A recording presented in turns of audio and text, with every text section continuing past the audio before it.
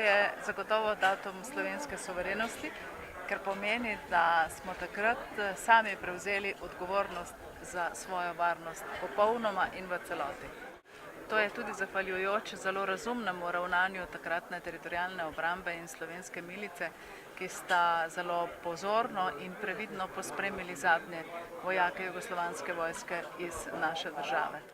Zagotovo so bili veseli za nas takrat v akademskem svetu, še prav posebej, ker smo vedeli, da se je končala ena era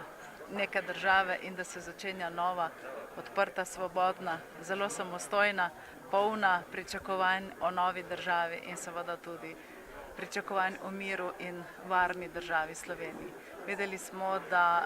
z vojsko, kakršno smo ustvarili v času vojne za osamosvojitev in z milico, ki nam je ob tem tudi stala ob strani in vsemi našimi državljani, lahko računamo na to, da bo država Slovenija svobodna in samostojna še dolgo.